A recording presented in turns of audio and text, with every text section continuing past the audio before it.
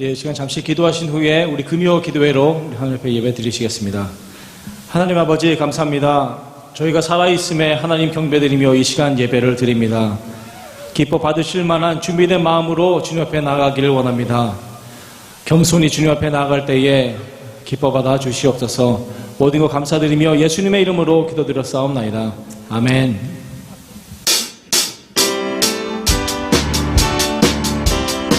영광의 주님께 찬양을 드리겠습니다.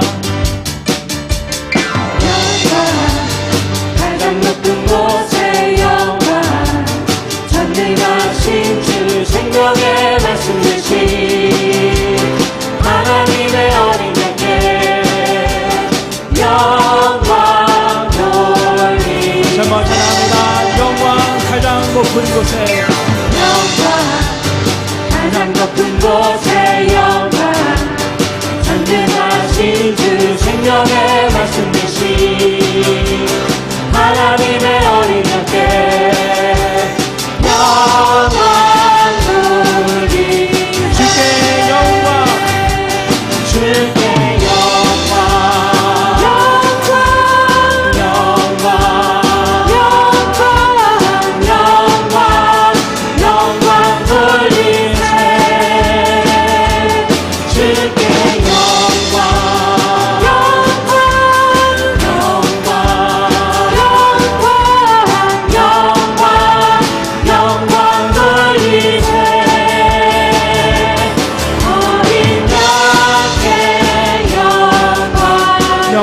가장 높은 곳에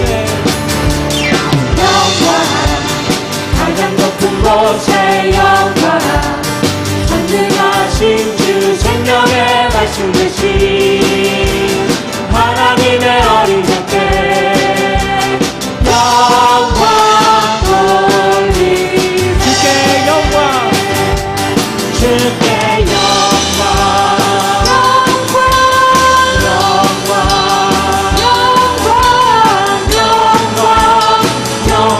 돌리세 주께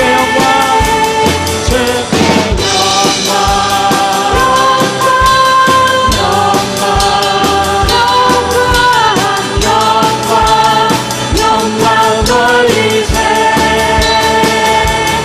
어린 양께 다시 한번 찬양합니다. 영광 가장 높은 곳에 가장 높은 곳에 영광 전능하신 주 생명의 말씀 되신 하나님의 어린 양께 영광 돌리 주께 영광 우리세 주께 영광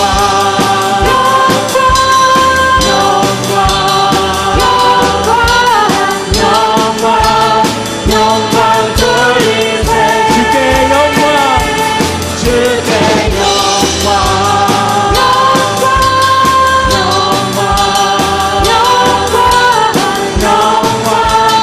영광 돌리세 어린 양께 영광 마지막으로 어린 양께 영광을 어린 양께 영광을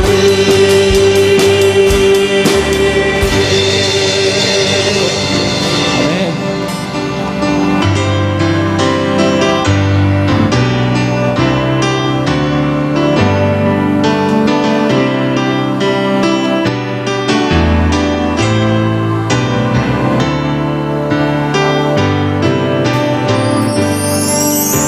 세상의 유혹 시험이 내게 몰려올 때에 나의 힘으로 그것들 모두 이길 수 없네. 거대한 폭풍 가운데 위축된 나의 영혼 어찌할 바를 몰라 헤매이고 있을 때 주 찬양 손을 들고 찬양 전쟁이 나에게 속한 건 아니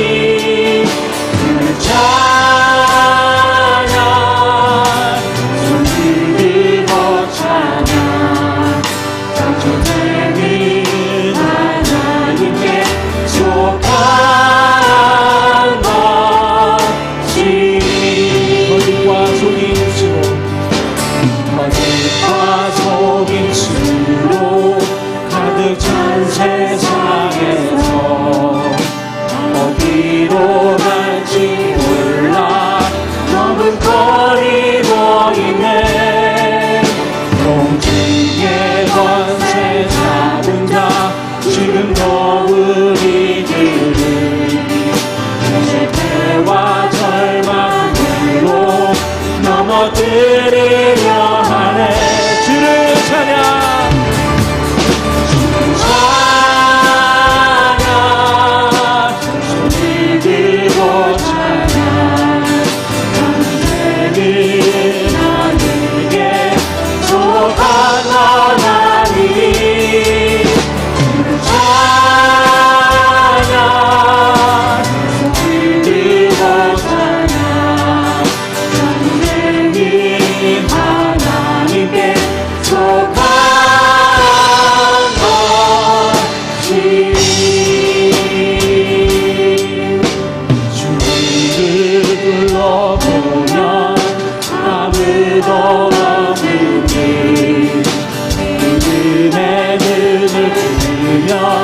보이는 분 계시네.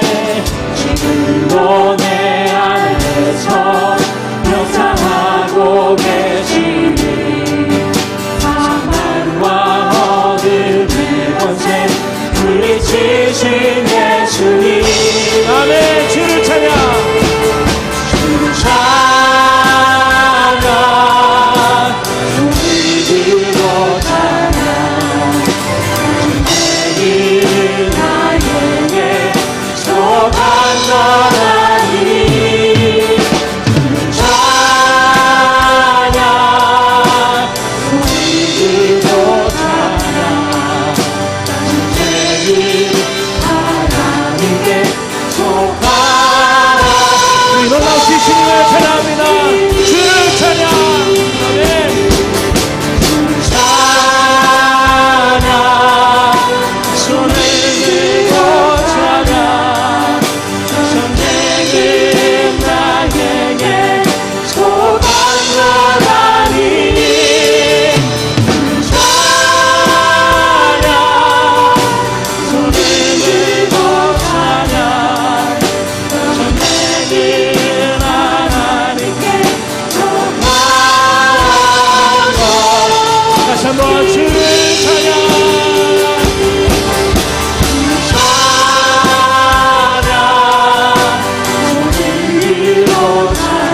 아멘. 나에게 속한 거라니. 찬양 손을 들고 찬양 전쟁은 하나님께 속한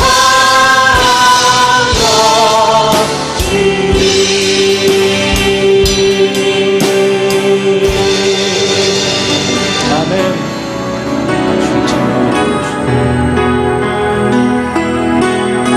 내 모습 이대로 받으신 우리 주님을 찬양합니다.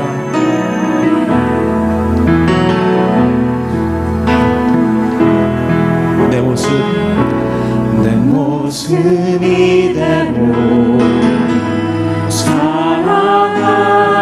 사랑하시네.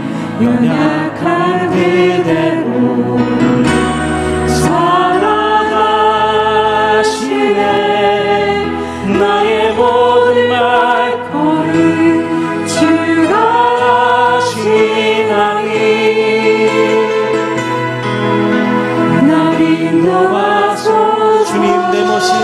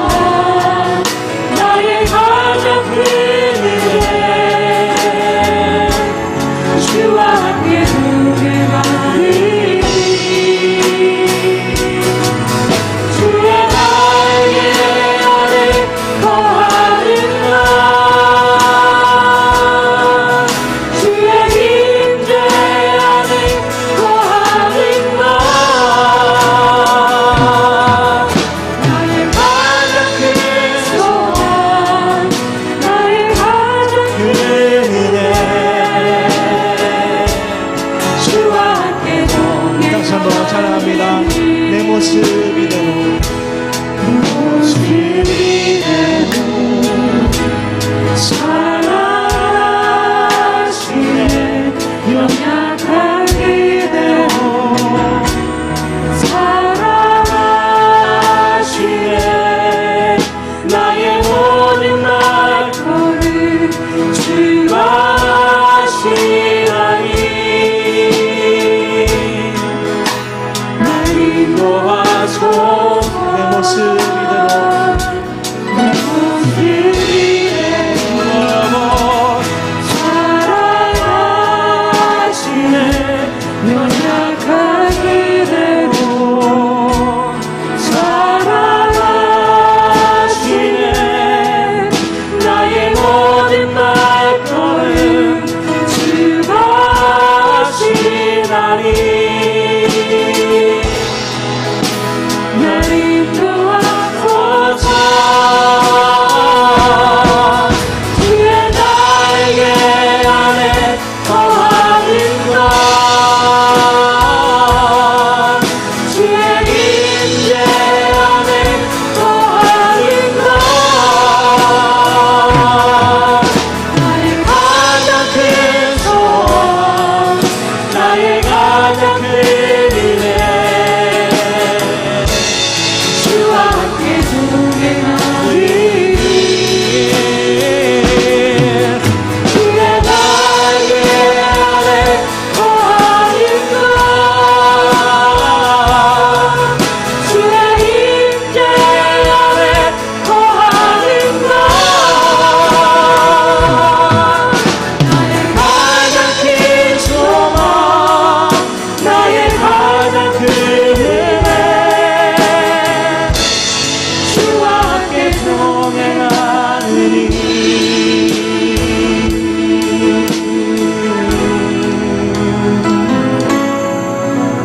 우리의 연약한 모습, 바로 지금의 우리 모습 이대로 사랑하신다는 것은 정말 놀라운 은혜입니다. 죄라는 유혹에 넘어가는 순간이 하나님을 생각하는 순간보다 더 많다 해도 과언이 아닐 것입니다. 그래도 우리가 우리의 죄를 자백할 때에 우리를 의롭다 칭하신다고 하셨습니다. 아직 우리가 살아있는 동안에 회개하며 주님을 바라보기를 원합니다. 우리 이 시간 같이 기도하실 때에 우리를 의롭다 칭하시는 하나님, 오늘도 주님의 보혈을 의지하며 주님의 빛 가운데 서기를 원합니다. 다시 한번 일어설 수 있도록 주님을 우리를 붙잡아 주시옵소서라고 우리 이 시간 다 같이 기도드리시겠습니다. 아버지 하나님 감사합니다. 우리의 모습 이대로 받으시는 우리 주님, 정말 그 은혜가 얼마나 큰지요. 우리가 살아있는 동안에 우리가 우리의 죄를 자백하고 회개할 수 있도록 인도하시는 그 은혜야말로 아버지 놀라운 은혜인 것을 아버지 다시 한번 깨닫게 됩니다. 아버지 하나님, 우리의 생명이 끝나는 날, 아무리 뒤돌아본다 해도 모든 것이 끝나는다는 것을 생각할 때에 아버지 하나님, 오늘 이 시간 다시 한번 주님을 의지하면서 아버지 주님을 바라봅니다. 주님, 연약하고 부족하지만 아버지 하나님 다시 한번 돌아볼 수 있는 은혜를 함께 하시는 우리 주님께 감사드리며 아버지 하나님 주님을 찬양하며 주님을 사랑합니다라고 우리의 입술로 고백하게 하시는 아버지 하나님 너무나도 감사드립니다. 다시 한번 일어서며 아버지 주님을 바라볼 때에 아버지 하나님 은혜 내려주시고 아버지 하나님 2020년이 아버지 하나님 비록 이렇게 끝나지만 아버지 내년에는 아버지 더 크나큰 은혜 그나큰 능력으로 아버지 이 세상을 살아갈 수 있는 우리 감사교회 성도님이 될 수 있도록 주님 은혜를 내려주시옵소서. 아버지 가정과 아버지 하나님 이 교회에 아버지 하나님 더욱더 아버지 주님의 그 은혜가 넘쳐날 수 있도록 아버지 하나님 역사하여 주시기를 간절히 바랍니다. 아버지 어려운 시간 아버지 지금껏 지켜주셨사오니 아버지 하나님 내년에도 더욱더 완전하게 진행할 수 있도록 아버지 하나님 그 은혜를 내려 주시옵소서. 오직 주님만을 바라보며 아버지 하나님 나아갈 수 있는 그러한 저희가 될 수 있도록 주님 인도하여 주시옵소서. 감사하며 예수님의 이름으로 기도드렸사옵나이다. 주의 날개 안에 주의 날개 안에 거하는 것 주의 임재 안에 거하는 것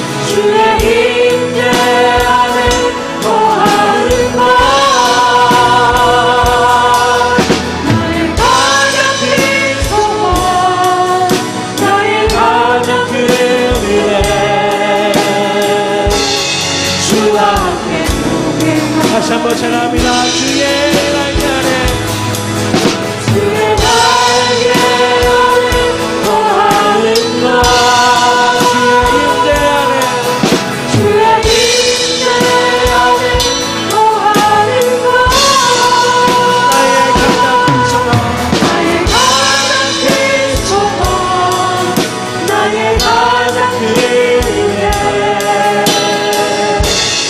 주와 함께 동행하리 주의 날개 아래 거하는 것 주의 임재 아래 거하는 것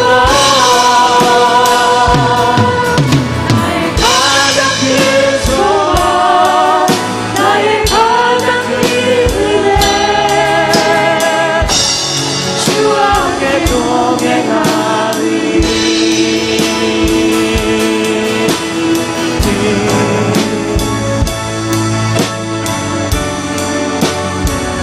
오직 예수 다른 이름은 없네 그 이름만 우리에게 주셨네 오직 예수 다른 이름 없네 오 영광과 승리 권세와 찬양 하니 그 오직 주 예수 온 땅 위에 홀로 누구신 이를 하늘이 높이 주셨네 온 땅 위에 홀로 누구신 이를 영광과 존귀와 찬양 우리 선포합니다. 오직 예수 오직 예수 다른 이름은 없네 그 이름만 우리에게 주셨네 오직 예수 다른 이름 없네 오 영광과 존귀 권세와 찬양 하니 다시 한번 찬양합니다. 오직 예수 다른 이름은 없네 그 이름만 우리에게 주셨네 오직 예수 다른 이름 없네 오 영광과 존귀 권세와 찬양 하니 그 오직 주 예수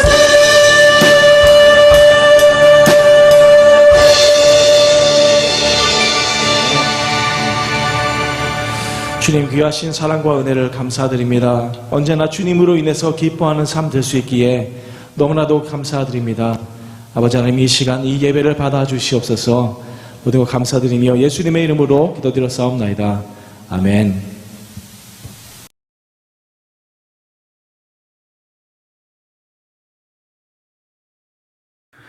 그러므로 너희는 이렇게 기도하라. 하늘에 계신 우리 아버지여, 이름이 거룩히 여김을 받으시오며 나라가 임하시오며 뜻이 하늘에서 이루어진 것 같이 땅에서도 이루어지이다.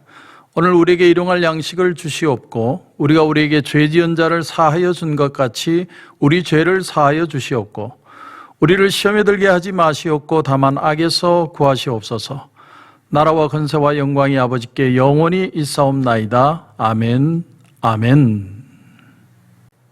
우리가 예수를 믿고 나서 예수를 믿고 난 뒤에 달라진 것이 뭘까?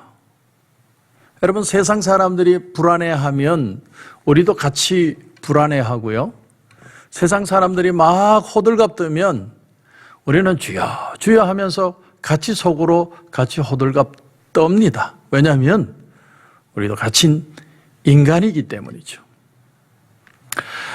그런데 오늘 말씀을 보면 우리 하나님은 어떤 분이다. 예수님이 정의를 하십니다. 그 하나님을 정말 하나님으로 아는 만큼 우리는 신앙인으로 살아갈 수 있다는 걸 대변하고 있는 것이죠. 근데 하나님을 가르쳐주는, 우리가 오늘 말씀을 통해 하나님을 어떤 분으로 바로 인식하고 또 그 하나님 은혜 안에서 믿음의 삶을, 믿는 자의 삶을 살아갈 수 있는가? 우선 우리가 읽어보지 않은 오늘 1절을 보면 이렇게 시작합니다. 사람에게 보이려고 그들 앞에서 너희 의를 행하지 않도록 주의하라. 또 4절에 보니까 내 구제함을 은밀하게 하라. 그러면서 하시는 말씀이 은밀한 중에 보시는 너희 아버지께서 갚으시리라. 이 말들을 종합해 보면 우리는 우선 사람을 의식하고 사는 존재가 아니라 하나님을 의식해야 되는 존재이고, 그런가 하면 하나님은 눈에 보이는 존재가 아니라 은밀한 가운데 계시는 분이다라고 얘기하고 있다라는 거예요. 그것이 예수님이 우리에게 가르쳐 주신 하나님 아버지에 대한 정의입니다. 왜 사람들은 하나님의 상급을 믿지 못할까요? 이유가 바로 여기에 있습니다. 하나님은 보이지 않기 때문이라는 거죠. 은밀한 중에 계시고 은밀한 중에 갚으시기 때문에 사람들은 하나님의 상급을 믿지 못한다는 거예요. 많은 사람들이 선을 행하다가 낙심하는 이유도 바로 여기에 있습니다. 하나님이 눈에 보이시지 않기 때문이죠. 오늘 6절에도 보면 그러므로 너는 기도할 때에 내 골방에 들어가 문을 닫고 은밀한 중에 계신 내 아버지께 기도하라. 은밀한 중에 보시는 내 아버지께서 갚으시리라. 은밀한 중에 보시는 것뿐만이 아니라 은밀한 중에 계신다. 또 더 나아가 은밀한 중에 갚으신다. 이렇게 얘기를 합니다. 우리 찬송가에도 보면 그런 가사가 있죠. 거룩 거룩 거룩 주의 빛난 영광 모든 사람 눈 어두워 보지 못하네. 하나님의 영광이 온 천지에 충만한데 사람들의 눈이 어두워 보지 못하고 있다, 이렇게 표현을 합니다. 에덴 동산에서 사람들이 쫓겨난 이후에, 아담과 하와가 쫓겨난 이후에 인간의 눈이 어두워지고 마음이 어두워져서 마음속에 하나님 두기를 싫어하고 생각이 어두워짐으로 말미암아 하나님, 눈에 보이지 않는 하나님의 영광 대신에 눈에 보이는 우상을 섬기고, 그렇지 않을지라도 눈에 보이는 것 위주로 사람들은 살아가게 되었다. 이것이 인간의 현실이라는 거죠. 그렇기 때문에 하나님이 은밀한 중에 계신다. 그 의미를 알지 못할 뿐만 아니라 또한 받아들이지도 못하기 때문에 천국 상급을 믿지 못한다는 것이죠. 자, 그런데 하나님의 상급, 이 하나님의 상급을 믿지 못하면 어떤 현상이 일어나냐면 자기가 자기를 보상하려고 한다는 거예요. 자기가 자기에게 상급을 주려고 한다는 겁니다. 자, 여러분 속이 상하면 어떻게 해요? 속상한 일이 있으면 우리가 주로 어떻게 합니까? 뭘 먹죠. 괴기 먹으러 갑니다. 속을 채워요. 아니 속이 상한데 왜 먹는 거로 채웁니까? 그렇게라도 하면 내 속이 달래질까 싶어서 먹는 거예요. 평소에 밥 한 그릇 먹는데 속상하면 2그릇 먹어요. 그래서 살이 찌는 겁니다. 그런가 하면 어딘가 가서 쇼핑해요. 저도 설교하다가 안 풀리면 괜히 죄 없는 집사람 끌고 베스트바이 가거나 월마트 갑니다. 가서 뭐 하는지 압니까? 아이 쇼핑해요. 그리고는 집에 2개나 있는데 또 사요. 뭐라고는 얘기 안 하겠습니다. 그리고 회개하는 마음으로 또 리턴해요. 사람이 그 빈 마음을 그렇게라도 하면 채워진다고 생각해요. 왜냐하면 하나님이 눈에 보이지 않기 때문에 눈에 보이는 것으로 나 자신을 보상하려는 마음이 사람에게는 있다라는 거예요.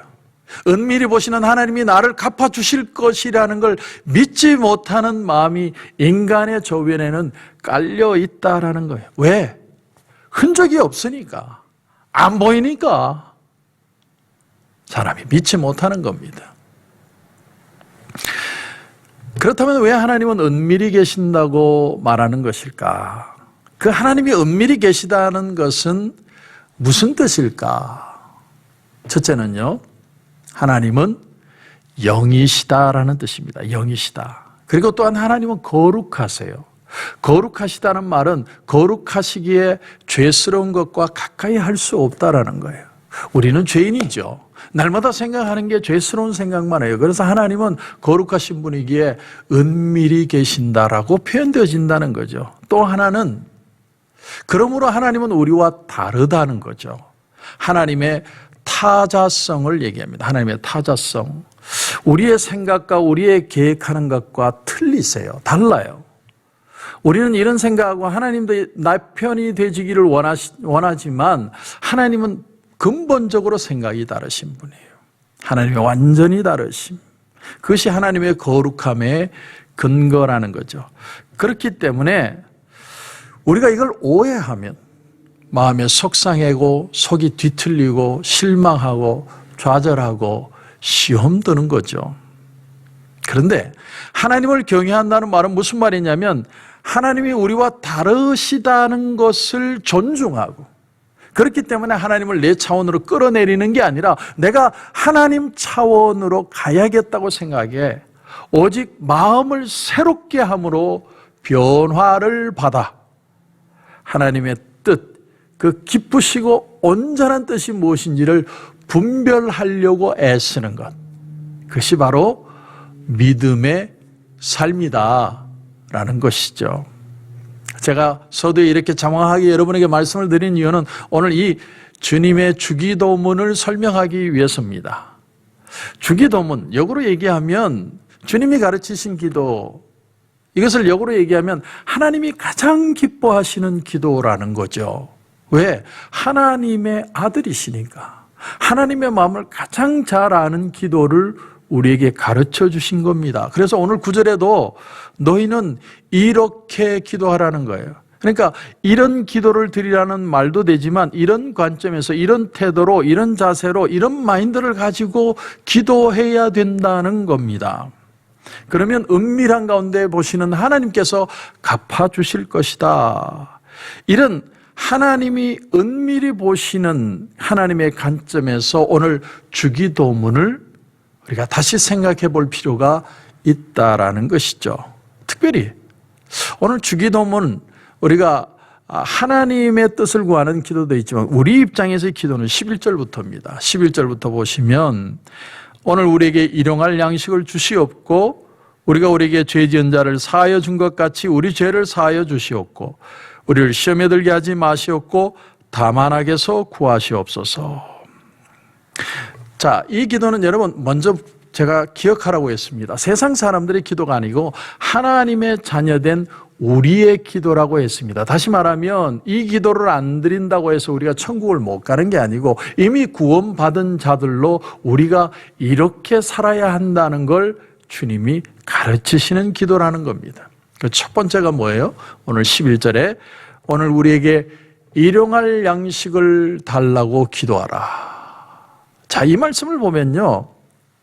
왠지 이 말씀은 은밀히 보시는 영적인 거룩하신 하나님에 대해 이율배반적인 기도라고 퍼뜩 생각이 들어요. 왜냐하면 이건 너무나 세속적이고 우리의 먹고 사는 문제라고 생각하기 때문이죠. 이런 기도를 드릴 필요가 있을까? 왜 이런 오해가 생기게 되냐면 오늘 6장에 내려가 보면 33절에도 그런 말씀이 나오기 때문이죠. 오직 너희는 먼저 그의 나라와 그의 의를 구하라. 그리하면 이 모든 것을 너희에게 더하시리라. 하나님의 나라를 구하고 하나님의 뜻을 구하면 나머지는 알아서 주신다라는 미닝으로 받아들여지는 본문이죠. 그래서 우리의 이해가 상충됩니다. 우리가 일상적인 기도, 내가 매일 먹는 것까지 하나님 앞에 기도할 필요가 뭐가 있느냐. 하나님의 거룩, 하나님의 뜻을 구하면 알아서 챙겨줄 텐데. 그런데 너희는 먼저 그의 나라와 그의 의를 구하라는 말의 진짜 뜻은요, 우선적인 뜻은 염려하지 말라는 경고예요. 염려하지 말라. 그리고 먹고 마시는 문제를 기도하지 않아도 된다는 개념으로 하신 말이 아니라는 뜻입니다. 염려의 종이 되지 말라는 뜻으로 하나님이 우리에게 주신 말씀이라는 거죠. 예수님은 3년의 공생의 기간 동안 참 청빈한 삶을 사셨어요. 때로는 굶기도 하시고 때로는 울기도 하시고 때로는 피곤도 하시고, 그러면서 사람이 먹고 사는 문제가 얼마나 중요한지를 주님이 깨달으셨다라는 거예요. 그래서 벵겔이라는 아주 유명한 아주 보수적인 신학자가 있는데 그 사람이 이런 얘기를 했습니다. 사람이 세상에 살 동안 육신의 생명이 영적인 생명보다 앞선다. 자칫 오해할 수 있는 말이지만 깊이 생각해 보면 알 수 있을 것 같아요. 왜냐하면 내가 너무 배고프고 내가 너무 먹고 살기 힘들면 영혼의 문제를 생각할 수가 없는 거죠.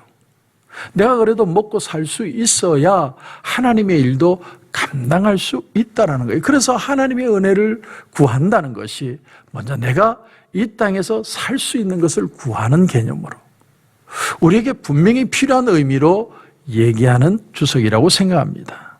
여기서 우리가 우선 알아야 할 사실은 하나님은 우리가 거지처럼 굶고 살기를 원하시는 게 아니라는 거예요. 그렇다고 해서 어리석은 부자처럼 막 너무 많아가지고 너무 많이 먹어가지고 하나님이 없는 그런 자만하고 교만한 자로 사는 걸 원하지도 않는다는 겁니다. 하나님은 우리가 하나님의 자녀답게 적정선으로 거룩하게 살 수 있는 그런 양의 경제 수준, 일용할 양식을 우리에게 주시길 원하시고 또 그것을 위해 날마다 기도하는 경건한 하나님의 자녀가 되기를 하나님이 원하신다는 겁니다. 제가 여러분 정말 용서하고 들어주십시오. 용서하고. 저희 집사람에게 농담으로 그랬어요. 농담으로. 혹시나 내가 풍으로 쓰러지면 나를 양지 바른 데 갖다 버려달라고 그랬어요. 왜냐하면 나는 추운 건 싫으니까. 난 농담으로 한 얘기였거든요. 근데 우리 와이프는 너무 심각하게 받아들였어요. 농담이 아니죠. 진짜로 저희 집사람이 원하는 건 뭐냐면 정말 목회를 끝까지 완주해가지고 목회를 잘 건강하게 끝내고 은퇴하고 나서도 건강하게 두 부부가 살다가 죽을 때는 제가 한 가지 소원이 있어요. 우리 와이프보다 하루 일찍 죽고 싶어요. 그 이유는 말씀 안 드리겠습니다. 그렇게 건강하게 끝나길 원하지 그런 쓸데없는 소리 하는 걸 원하지 않는다는 거예요. 우리가 생각하기에 우리는 거룩이라고 그러면 어떤 청빈이라는 개념으로 아주 가난하고 이런 걸 생각하기 쉽습니다. 하지만 너무 고달파가지고 가족과 자기 주변에 있는 사람들에게 자꾸 짜증내고 자꾸 힘들다는 소리 하면 하나님이 기뻐하시는 일이 아니라는 거죠. 그러므로 너의 일용할 양식을 위해 기도하라고 말씀하는 거예요. 이것이 왜 거룩하고 영적인 기도가 되느냐? 이 기도는 우리의 생명과 우리의 하루하루의 생활이 전적으로 하늘에 계신 하나님 아버지의 손에 달려있다는 것이 변함없는 사실이라는 걸 믿는 믿음의 고백이기 때문이라는 겁니다. 그러니까 내가 먹고 사는 이 문제도 하나님이 해결해 주셔야 된다는 걸 믿기 때문에 일용할 양식을 달라고 기도할 수 있다는 거죠. 그게 믿음이고 그게 거룩이라는 거예요. 그런가 하면 우리가 먹고 살 일용할 양식의 그 적정선이 어느 정도인가를 하나님이 아시기 때문에 하나님이 알아서 해달라는 기도라는 거예요. 그게 믿음이라는 거예요. 여러분 그걸 정말 믿는 사람만 기도할 수 있는 거죠. 내 영혼을 해치지 않고 동시에 건강도 유지할 수 있는 적정선에 내가 살 수 있는 그 경제 능력. 그러므로 우리 신앙생활에 지장을 초래하는 부는 사절해야 돼요. 너무 높은 자리에 올라가는 것도 사절해야 돼요. 너무 가난하게 찢어져 가난한 것도 하나님 앞에 사실은 사절해야 됩니다. 우리가 기도해야 되는 거죠. 어느 정도의 생활 수준이 극단적인 양면의 위험이 있는 것을 우리가 알 수 없기 때문에 하나님의 자녀답게 살 수 있게 하나님이 책임져 달라고 기도할 수 있는 자만 일용할 양식을 위해 기도할 수 있다라는 사실입니다. 그러므로 더 나아가 일용할 양식을 위해 기도한다는 건 내 인생의 주인이 누구인 줄 아는 자만 할 수 있는 기도라는 거예요. 우리가 천년만년 이 세상에서 막 내가 떵떵거리고 사는 게 아니라 나는 이 세상을 살다가 하나님 품으로 간다는 걸 인식하는 사람만 일용할 양식을 위해서 기도할 수 있다라는 거예요. 그러면 목사님, 내가 리타이어하고 난 뒤에 은퇴 플랜도 준비하지 말고 노후도 걱정하지 말고 내 오늘 하루 벌어먹고 사는 것만 위해서 살라는 말입니까? 아닙니다. 우리는 노후를 준비해야 돼요. 내가 노후를 준비하고 내가 노후에 살아가면서 건강하게 살 수 있는 것을 저축하고 애를 써야 됩니다. 그러나 하나님을 잊어버리지 않을 정도의 그런 노후를 준비하는 삶을 기도해야 된다는 겁니다. 망각하지 않는 삶. 여러분, 그러므로 수준 높은 신앙의 기도는 이런 기도가 되는 겁니다. 여러분 들어보십시오. 하나님, 내게 일용할 양식 이상의 것을 제거해 주심에 감사를 드립니다. 그것이 있었다면 하나님을 멀리하고 이 세상이 전부인 줄 알고 살았을 텐데 하나님을 하나님으로 알고 살 수 있는 일용할 양식을 주셨음에 감사를 드립니다. 이게 거룩한 기도예요. 이게 믿음이 있는 사람들의 기도라는 거예요. 그래서 알렉산드리아의 유명한 교부였던 클레멘트는 이런 말을 했습니다. 재물은 구두와 같다. 재물은 구두와 같다. 자, 생각해 보면 참 지혜로운 말입니다. 여러분, 구두라는 게 어떤 거예요?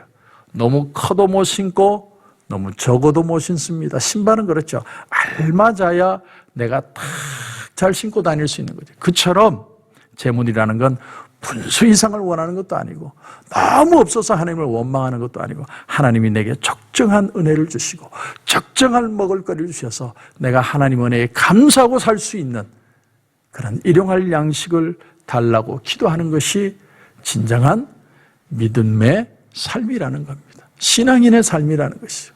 주님이 그 기도를 우리에게 가르치는 겁니다. 너희의 일용할 양식을 달라고 하나님 앞에 기도하라.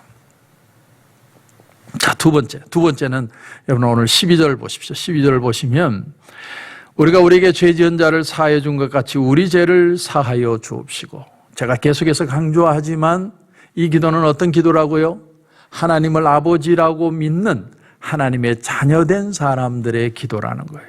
다시 말하면 우리가 안 믿는 자로 구원의 문제로 접근하는 기도가 아니라는 거예요. 주님은 하나님의 자녀가 죄 용서받고 그 죄 용서받고 자유함을 얻는 문제에 대해서 주님이 가르쳐 주신 것을 몸으로 직접 보여주신 적이 있습니다. 주님이 잡히시기 전날 밤에 제자들을 성찬식을 하면서 그들의 제자들의 발을 하나하나 씻기시죠. 수건을 허리에 동이시고 제자들의 발을 씻기는데 베드로가 어떻게 합니까? 내 발은 못 씻깁니다. 어떻게 주님이 내 발을 씻기십니까? 스승님이 어떻게 제자를 씻길 수 있습니까? 그때 주님이 뭐라고 그랬어요? 내가 네 발을 씻지 않으면 너는 나와 상관이 없다. 그때 베드로가 또 대답합니다. 그러면 내 손도 얼굴도 다 씻겨주세요. 그때 주님이 하신 말씀이 있어요. 그게 뭐냐면 이미 목욕한 자는, 다시 말하면 이미 예수를 믿고 구원받은 사람은 발밖에 씻을 필요가 없다. 무슨 말이냐면 오늘 짓는 이 자범죄, 오늘 짓는 죄의 용서만 구하면 된다는 거예요. 다시 말하면 오늘 짓는 죄로 내가 구원받느냐 안 받느냐의 문제로 접근하지 말라는 거예요. 그러면 오늘 이 12절에 그러므로 12절에 우리가 우리에게 죄 지은 자를 사하여 준 것 같이 우리 죄를 사하여 주옵시고, 이 말은 적어도 이 죄로 내가 천국을 갈 거냐 말 거냐의 문제로 주님이 기도하시라는 내용이 아니라는 거예요. 그러면 뭘 지향하고 있느냐? 그것은요, 이 기도를 통해 하나님이 나를 용서하신 그 은혜가 얼마나 큰지를 인식하는 그런 기도를 드리라는 거예요. 이걸 주님이 1만 달란트 빚진 종의 예를 드신 적이 있어요. 한 왕이 자기 종이 빚졌는데 1만 달란트 빚졌다고 그랬어요. 여러분 1달란트가 6만 불 정도의 가치예요. 그러니까 1만 달란트면 6억 불이죠. 그런데 그 6억 불의 빚을 한 방에 탕감해줘요. 근데 그 종이 나가서 어떻게 합니까? 자기에게 빚진 자, 100데나리온 빚진 자. 한 데나리온의 가치는 한 사람의 하루 노동품삯입니다. 그러면 약 150불 치면 15,000불 정도 되죠. 그 15,000불 안 갚았다고 그 사람을 신고해서 옥에다 가둬버렸습니다. 그 사실을 나중에 왕이 알게 됐어요. 어떻게 합니까? 그 종을 다시는 나오지 못하도록 옥에 가둬버려요. 그러니까 이 기도 속에는 중요한 두 가지 내용이 포함되어 있어요. 첫째는 하나님, 우리의 죄를 용서해 주십시오. 내가 얼마나 하나님의 은혜를 모르는 사람인지 그것을 깨닫게 해 주십시오. 또 하나는 뭐냐면 하나님, 내가 그 은혜를 깨달아 다른 사람에게도 십자가의 마음으로 다가갈 수 있도록 도와주시옵소서.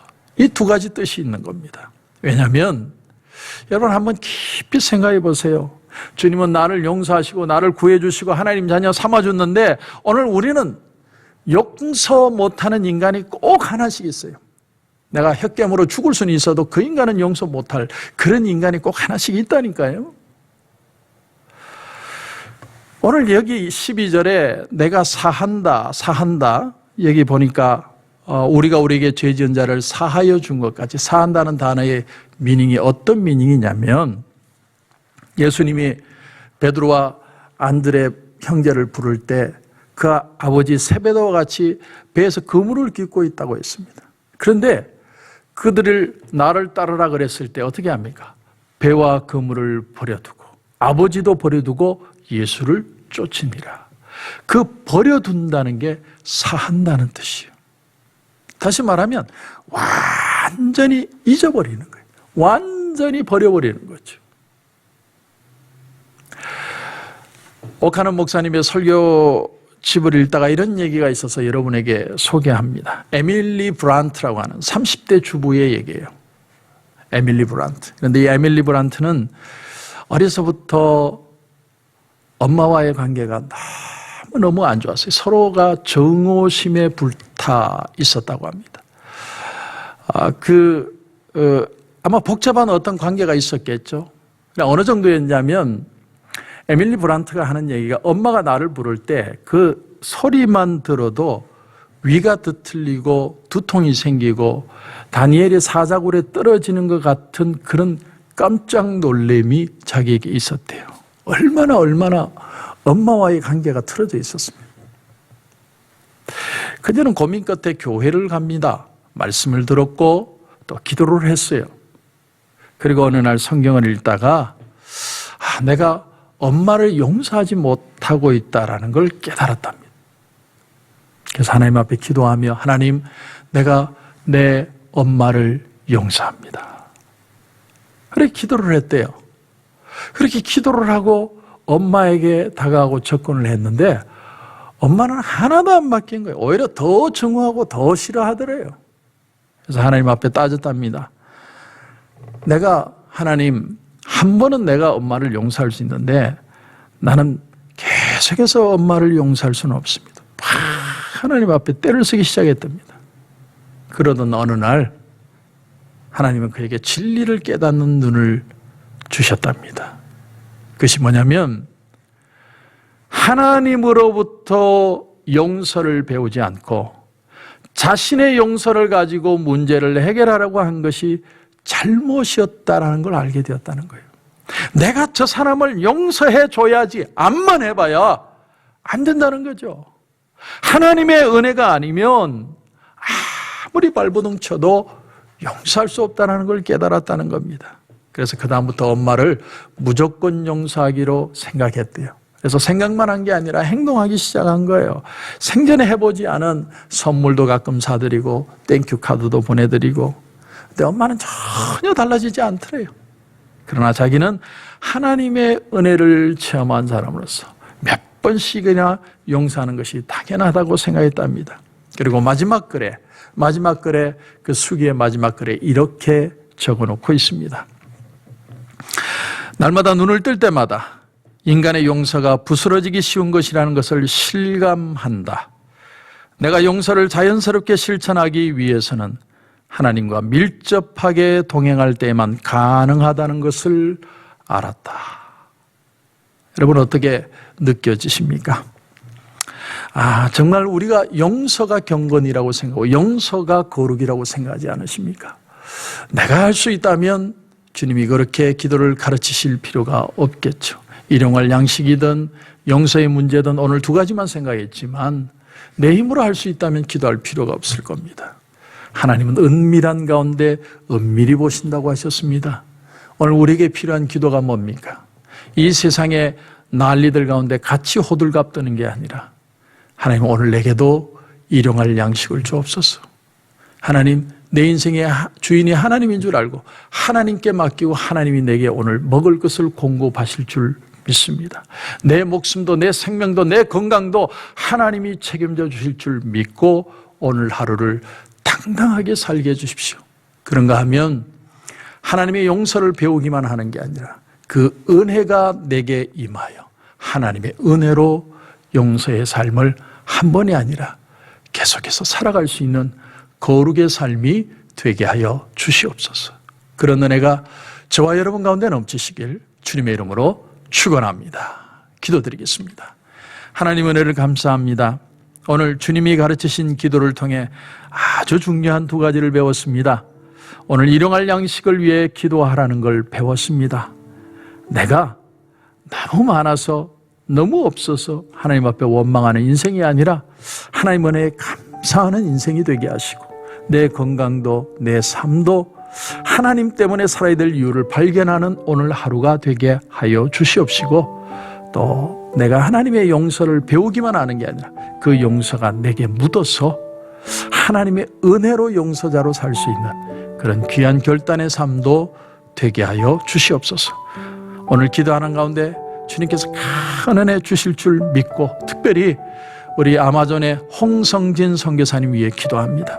하나님 혈소판의 수치가 떨어져서 많이 힘들고 어려운 상황에 있습니다. 하나님이 회복시켜 주옵소서. 새롭게 하여 주옵소서.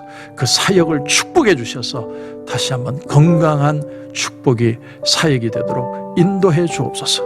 우리 하나님 만져주실 줄 믿고 예수님의 이름으로 기도드립니다.